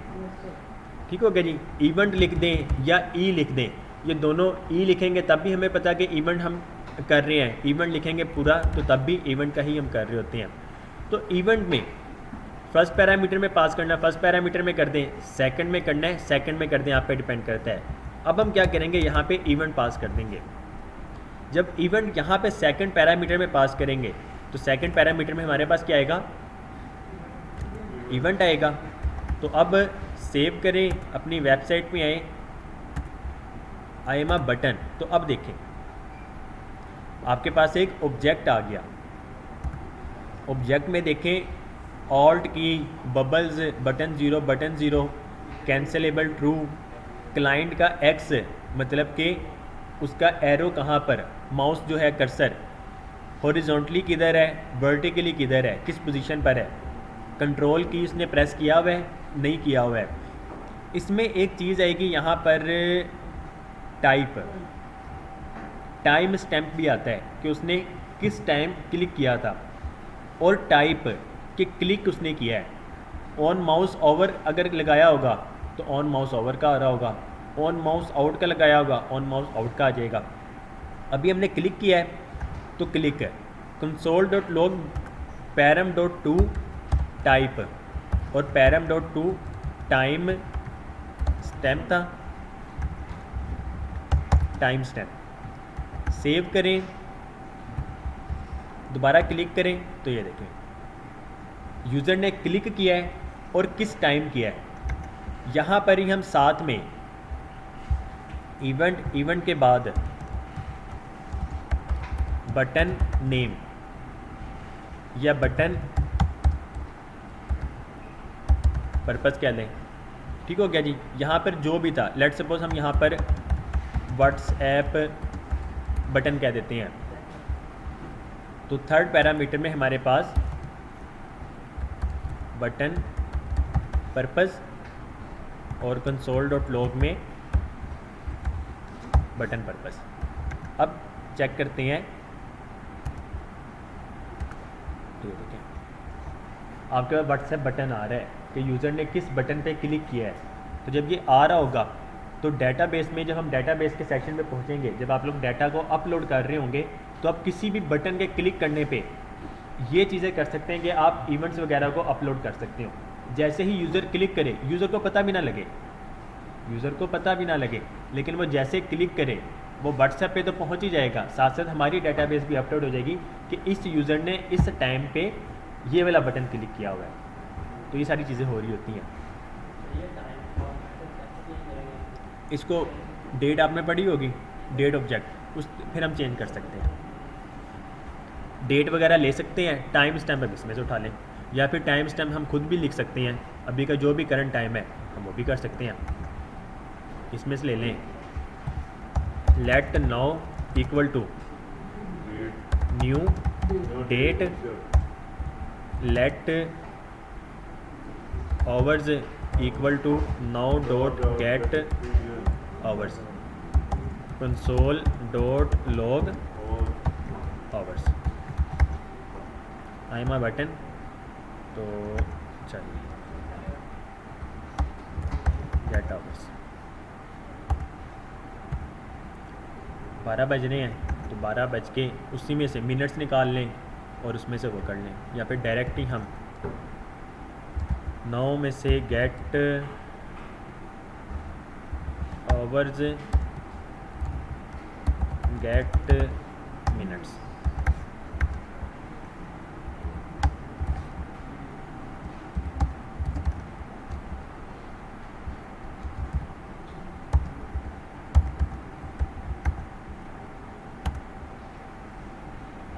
बारह बज के 31 मिनट हो रहे हैं।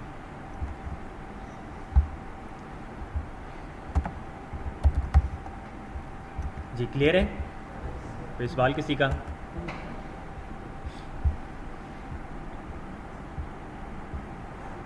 ओके जी, रिजेक्ट कंडीशनल्स। इफ स्टेटमेंट की मदद से function missed goal return missed, function made goal return goal. ठीक हो गया जी। आप यहाँ पर प्रोफाइल पे हैं, इसी प्रोफाइल पे ही हम काम कर लेते हैं।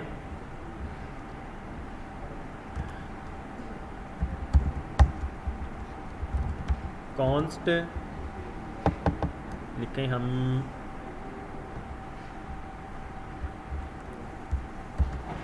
डे टाइम इक्वल टू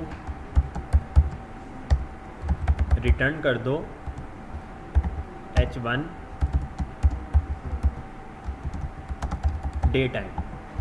ठीक हो गया जी। हम एक और फंक्शन बना लेते हैं, const night time equal to parenthesis equal sign greater than sign, return कर दो H1 में नाइट टाइम। लेट सपोज आप कोई सर्विसेज वगैरह प्रोवाइड कर रहे हैं, या फिर डे टाइम भी छोड़ें, लॉगिन पेज और यहाँ पर रजिस्टर पेज, या पेज को भी छोड़ें, सिंपल लॉगिन और रजिस्टर आ जाएगा। H1 में लॉगिन और इसमें रजिस्टर। इतना क्लियर है? सबको क्लियर है? क्या अभी तक हमने किया है? जहाँ पर अभी तक हम एक्सपोर्ट से पहले पहले लॉगिन और रजिस्टर, नीचे हम आते हैं const is user logged in equal to false, is user logged in false system. अब हम चेक कर सकते हैं, एक तो ये रिटर्न डायरेक्टली जो हम करवा रहे हैं, इफ इज यूज़र लॉग्ड इन, अगर तो लॉग्ड इन है तो रिटर्न करो, किसे करो? एक्चुअल में यहाँ पे लॉगिन और रजिस्टर का आ गया, यहाँ पर आना था लॉगिन और डैशबोर्ड।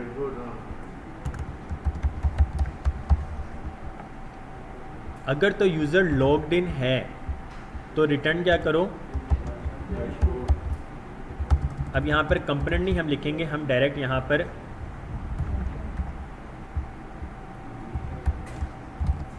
डैशबोर्ड। ठीक हो गया जी।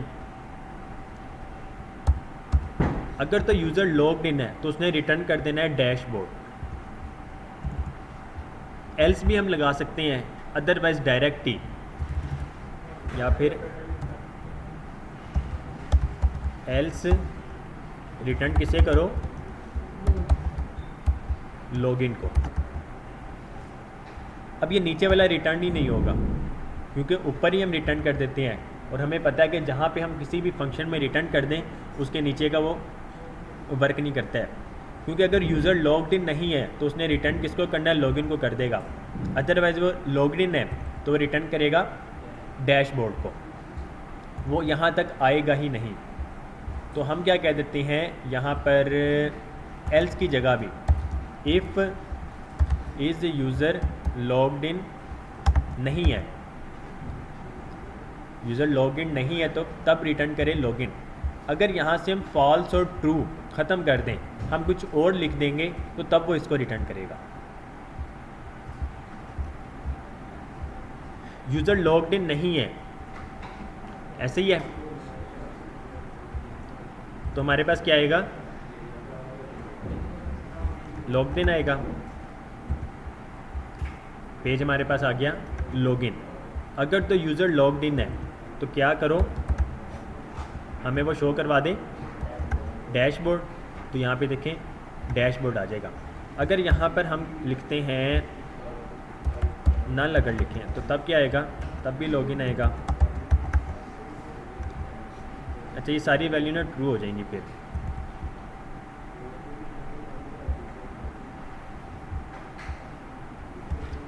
If user logged in equal to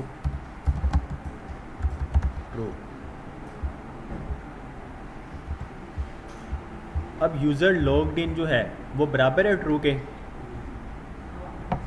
नहीं है ना, तो यूज़र लॉग्ड इन बराबर किसके है, नल के है। तो ना तो ये कंडीशन ट्रू होगी ना ये होगी, वो रिटर्न कर देगा इस सेक्शन वाले को। ठीक है, तो ये बस वैसे दिखाने के लिए, वरना हमारे पास ये दो चीज़ें ही आती जी।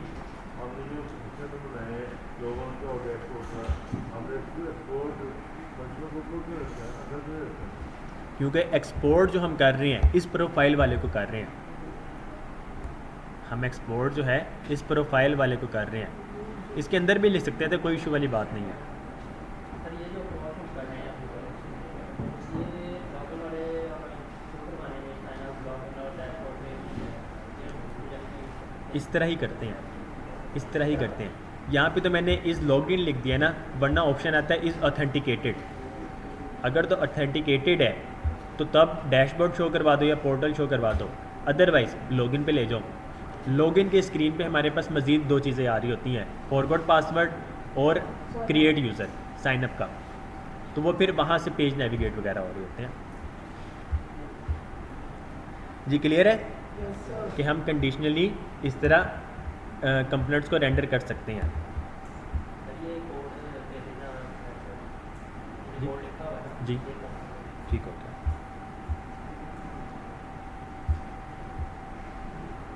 ओके जी, लॉजिकल एंड ऑपरेटर ये हमने पहले ही देख लिया है कि कार्स की लेंथ बड़ी है ज़ीरो से, कार्स की लेंथ बड़ी है ज़ीरो से। अगर तो ज़ीरो से बड़ी है तब भी वो ये रेंडर करे। अगर कार्स की लेंथ ज़ीरो होगी तो ये फिर रेंडर नहीं होगा और हमें कोई एल्स कंडीशन लगाने की भी ज़रूरत नहीं पड़ेगी। अगर यहाँ पे क्वेश्चन मार्क हो जाता तो फिर यहाँ पर जाके हम एक कॉलन लगाते और कॉलन के बाद या तो ब्लैंक छोड़ देते कंपोनेंट्स वगैरह या कुछ भी इस तरह का करते, लेकिन हमें एल्स कंडीशन लगानी पड़ती फिर साथ में।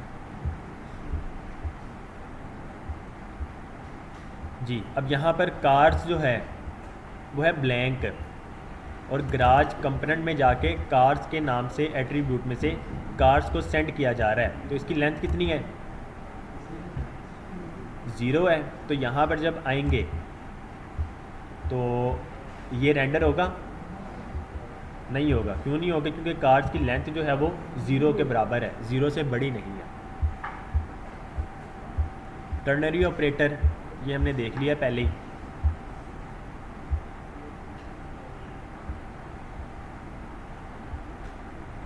ऑल राइट जी। उसके बाद लिस्ट जी, आगे पढ़ें जी। बहुत है। अच्छा जी। किसी का कोई सवाल हो?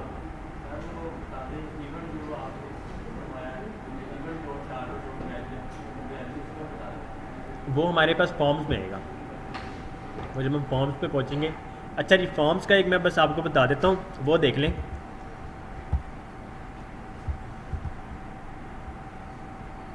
ओके जी, फॉर्म्स के अंदर हमने अभी तक एक होम बनाया था, हम यहाँ पे एक और फोल्डर बना लेते हैं। Let's suppose login. लॉगिन हमने बना लिया, इसमें login.js RFC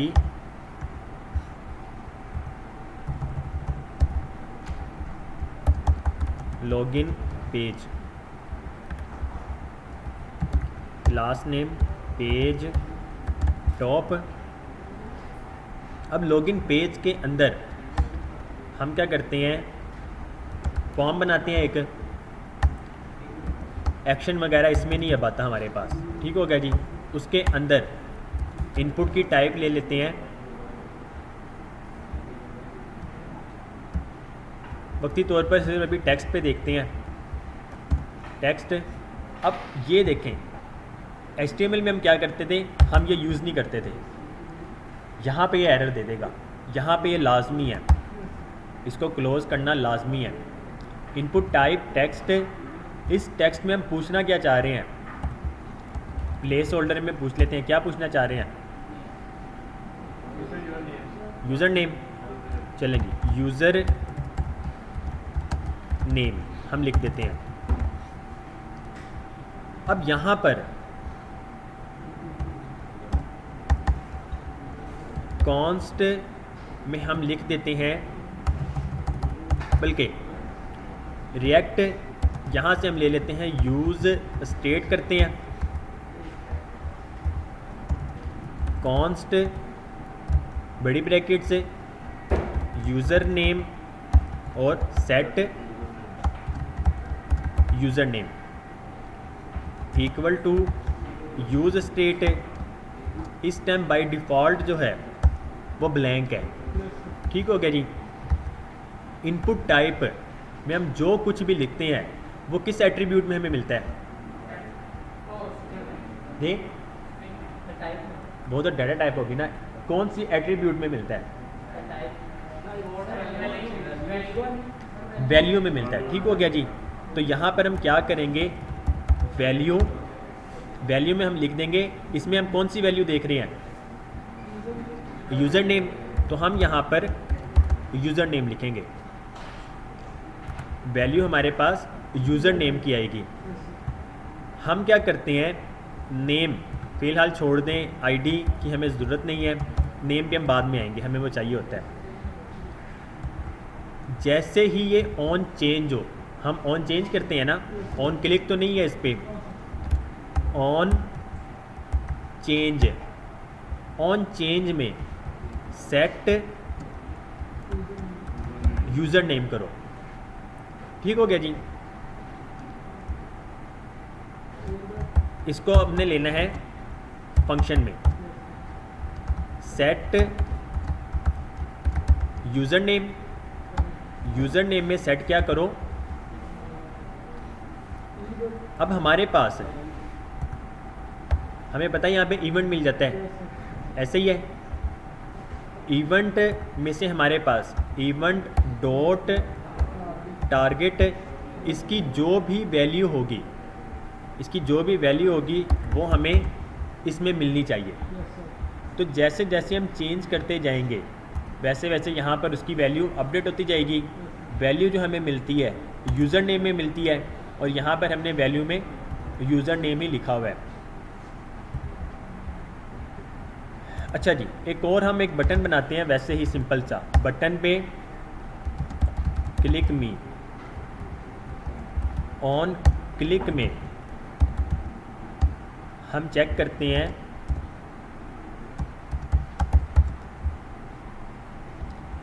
console dot log user name. जैसे हम इस पर क्लिक करें हम देखेंगे कि यूज़र नेम में क्या वैल्यू आ रही है। वैल्यू इसको बेशक यहाँ पे भी ख़त्म करते हैं, अभी इसकी ज़रूरत नहीं है। अच्छा जी, लॉगिन होम पे आ जाते हैं और होम पे आके app.js में हेडर होम, हम होम से भी ऊपर ले लेते हैं लॉगिन, सेव करें, हमारे पास लॉगिन पेज आ गया। ठीक है जी, user name Umair Ahmed, click me करें तो ये देखें आपके पास वो यूज़र नेम की वैल्यू आ रही है। आप इसको चेंज करते हैं, सिर्फ उमैर लिख दिया, क्लिक मी करें तो आपके पास देखें उमैर आ गया। तो इस तरह आप इसकी वैल्यू ले सकते हैं किसी भी इनपुट फील्ड की, किसी भी इनपुट फील्ड की ले सकते हैं। यूज़र नेम हो गया, उसके बाद email, password, gender, whatever, nationality होगी, CNAC नंबर हो गया, डेट ऑफ बर्थ हो गई, कंट्री, सिटी, रीजन, एड्रेस, आप सारे के सारे इस तरह ले सकते हैं। लेकिन एक चीज़ है, अब जैसे जैसे आप लोग ये यूज़र नेम ले रहे हैं, यूज़र नेम के बाद ईमेल, ईमेल के बाद पासवर्ड, इस तरह बहुत सारी चीज़ें आ रही होंगी, तो हम बार बार यूज़ स्टेट नहीं यूज़ कर रहे होते हैं। तो यूज़ स्टेट की बजाय हमने एक ही यूज़र की वैल्यू लेनी है। ऐसे ही है, जब एक ही किसी आइटम की वैल्यू ले रही हो ज़्यादा से ज़्यादा, तो हम कौन सी डाटा टाइप यूज़ करते हैं? ऑब्जेक्ट करते हैं। ठीक हो गया, तो फिर हम यहाँ पर इसकी जगह ऑब्जेक्ट लिखेंगे और यहाँ पर यूज़र नेम इस तरह। ठीक हो गया, ईमेल ब्लैंक, पासवर्ड ब्लैंक है फिलहाल। ठीक हो गया जी, हमारे पास ये इस तरह चीज़ें आ रही होती हैं। अब यहाँ पर हम यूज़र नेम लिखेंगे, हम सिंपल यूज़र लिखेंगे और यहाँ पर भी सेट यूज़र। ऑब्जेक्ट की वैल्यू किस तरह चेंज करते हैं ये हम बाद में देखेंगे, अभी अगर करने लग गए तो आप लोग कंफ्यूज हो जाएंगे। तो अभी सिर्फ स्ट्रिंग पे फोकस कर लें, नंबर्स पे फोकस कर लें। तो आप लोग इस तरह खुद जाके ना प्रैक्टिस कीजिएगा, लॉगिन पेज बना लें, डिज़ाइन करें उसको। तो कुछ रिएक्ट पे ना आप लोग लॉगिन पेज डिज़ाइन कर लें, साइन अप पेज डिज़ाइन कर लें, फॉरगॉट पासवर्ड वाला स्क्रीन इस तरह की डिज़ाइन कर लें आप लोग। तो उसमें फंक्शनैलिटीज़ जब आप लोग डिज़ाइन कर लेंगे ना, फंक्शनैलिटीज़ हम बाद में ऐड कर लेंगे। जब हम फंक्शनैलिटीज़ यहाँ से ऐड कर लेंगे, जब आपके पास कंप्लीट एक डाटा आ रहा हो ना, जिस तरह ऑन क्लिक करने पे अभी मैंने लिखा है क्लिक मी की जगह लॉगिन लिख दें। जैसे हम इस बटन पे क्लिक करेंगे, आप लोगों के पास डिज़ाइन भी बना होगा, फंक्शनैलिटीज़ हम रिएक्ट की ऐड कर लेंगे, सिर्फ और सिर्फ बैकएंड ऐड करना पड़ेगा हमें बस। तो जब हम बैकएंड वाले सेक्शन पे पहुँचेंगे तो बैकएंड से हम लॉगिन कर लिया करेंगे। तो आपके पास ये सारी चीज़ें ऑलरेडी पड़ी होंगी। इसका फ़ायदा क्या होगा, आपके पास ये सारी चीज़ें पड़ी होंगी ना, आप किसी भी क्लाइंट को दिखा सकते होंगे, क्योंकि जिसको ये ऑथेंटिकेशन वगैरह आती है और इसको मैनेज करना, उसकी डिमांड बहुत ज़्यादा है। अक्सर वेबसाइट में अब ये सारी चीज़ें यूज़ हो रही होती हैं। तो आप लोग अभी से अपनी पोर्टफोलियो पे फोकस करने लग जाएं। HTML, CSS, जावास्क्रिप्ट, बूटस्ट्रैप तो आप लोगों को आती है, तो आप लोग ये सारी चीज़ें फिर आप कर सकते हैं। डिज़ाइनिंग पे फोकस करें। तो डिज़ाइन को तो मैं वैसे बहुत करता हूँ कि डिज़ाइन सबको आना चाहिए। एक क्लाइंट जो है ना, या कोई भी यूज़र है, उसे नहीं फ़र्क पड़ता कि बैकएंड में क्या हो रहा है या बैकएंड में क्या लैंग्वेज यूज़ हो रही है। उसे है कि भाई मुझे नज़र क्या आ रहा है, नज़र जो यूज़र को आ रहा होगा उसने उस पर जाना है।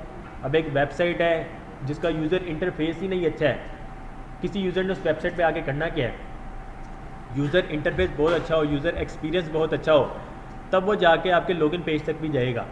अगर यही सारी चीज़ें नहीं अच्छी, उसने लॉगिन पेज पे भी नहीं आना है और आप उसके पीछे जितनी मर्जी बैकएंड की डेवलपमेंट कर लें, तो उसको यूज़र्स को क्या फ़र्क पड़ता है। तो ये सारी चीज़ें मैटर करती हैं जी। किसी का कोई सवाल है? एनीवन? लॉगिन पेज बना लें, साइन अप पेज बना लें जी। एक मिनट। अच्छा जी, डिज़ाइन आप लोग सिंपल गूगल पे आ जाएं, लॉगिन पेज टेम्पलेट, इमेजेस में आ जाए, इसी को डिज़ाइन कर लिए प्यारा।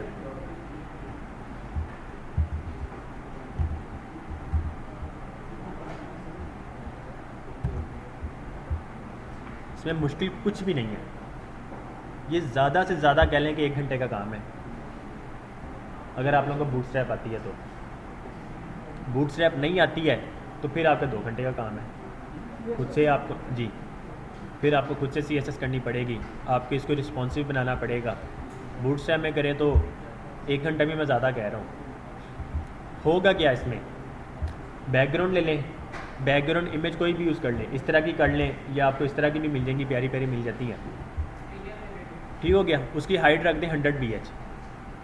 उसके बाद बूटस्ट्रैप का जो कार्ड है, कार्ड यूज़ कर लें, उसकी विड्थ वगैरह सेट करनी आती होगी आपको, कॉलम्स कितने लेने हैं, स्क्रीन बड़ी है तो इतने कॉलम हो जाए, मीडियम में हो तो इतने कॉलम हो जाए, स्मॉल में है तो 12 कॉलम्स हो जाए। कार्ड ले लें, कार्ड के विड्थ 100% रख दें, उस कार्ड के अंदर उसको पैडिंग दे दें 4 दे दें, P4 पैडिंग दे दें, चारों तरफ से पैडिंग मिल जाएगी उसको। कितनी मिलेगी, P4 से कितनी पैडिंग मिलती है? बूटस्ट्रैप की क्लास जो है P4, P से पैडिंग और 4 से मतलब चारों तरफ से पैडिंग 4 उसको मिल जाएगी, 4 नंबर वाली। तो 4 नंबर में पैडिंग कितनी होती है? 3.5 REM नहीं,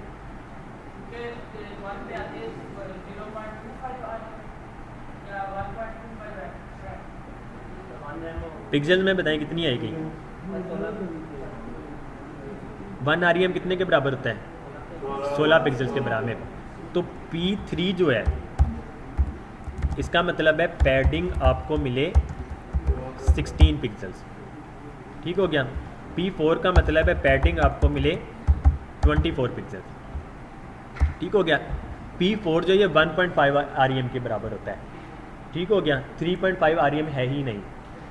P5 जो है वो 3 REM के बराबर होता है, इसका मतलब है 48 पिक्सल्स। उसके बाद पैडिंग दे दें, 4 दे दें, 5 देख लीजिएगा। हेडिंग बना दें, H1 ले लें, लॉगिन लिख दें, उसके नीचे 2 फील्ड आएंगी। ठीक हो गया। यूज़र नेम और पासवर्ड, उसके नीचे टेक्स्ट को स्मॉल कर दें, पैराग्राफ ले लें और उसको टेक्स्ट लाइन राइट कर दें और इसको एक लिंक बना दें फॉरगॉट पासवर्ड वाले, ताकि उस पर क्लिक करेंगे तो फॉरगॉट पासवर्ड। एक बटन ले लें, बटन की स्टाइलिंग कर दें, उसको बॉर्डर रेडियस दे दें। उसके नीचे दोबारा से एक पैराग्राफ ले लें, टेक्स्ट स्मॉल कर दें, टेक्स्ट कलर चेंज कर दें, टेक्स्ट लाइन सेंटर कर दें। नीचे 3 बटन आ जाएंगे। बटन को रेडियस जो है 50% कर दें। विड्थ उसकी लीजिएगा, स्क्वायर में उसको सबसे पहले बनाइएगा। मीन्स के विड्थ इसकी अगर होती है कोई 20 पिक्सल्स तो इसकी हाइट भी 20 पिक्सल्स स्क्वायर में आ जाएगा। बॉर्डर रेडियस उसको 50% कर दें। उसके अंदर टेक्स्ट लिखने की बजाय आइकन लगा दें। फेसबुक का आइकन आ गया, ट्विटर का आइकन आ गया और गूगल प्लस का आइकन आ गया। नीचे काफ़ी सारी स्पेसिंग दे दें। उसके बाद और साइन अप यूजिंग एक और लिंक लगा दें। ये चीज़ है। आइकन किस तरह मिलेंगे और इसके कलर किस तरह मिलेंगे, आइकन का आप लोगों को पता होगा। ठीक है। फॉन्ट ऑसम, रिएक्टिव वेबसाइट से आइकन,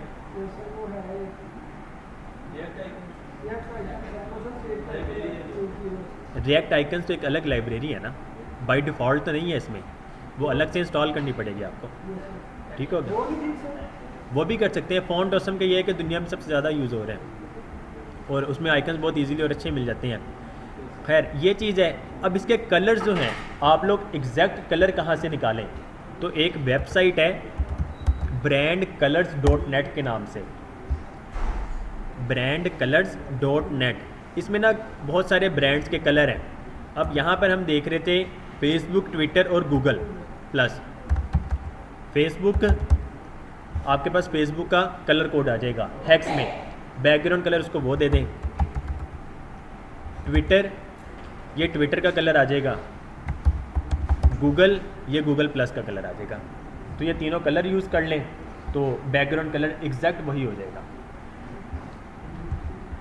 इस पर क्लिक करने पे साइन इन इससे किस तरह होता है, तो ये गूगल फायरबेस वगैरह की मदद से हो जाता है। आप लोगों के पास डिज़ाइन होगा, सिर्फ और सिर्फ एक एक फंक्शन ऐड करने पड़ेंगे कि इसके क्लिक करने पे ये वाला फंक्शन रन हो जाए, ऑटोमेटिक सारी चीज़ें हो जाती हैं। फिर डिज़ाइन बहुत ज़रूरी है। अगर डिज़ाइन नहीं ना आता है तो यूज़र आपकी वेबसाइट पे बस आके चला जाएगा। ओके जी।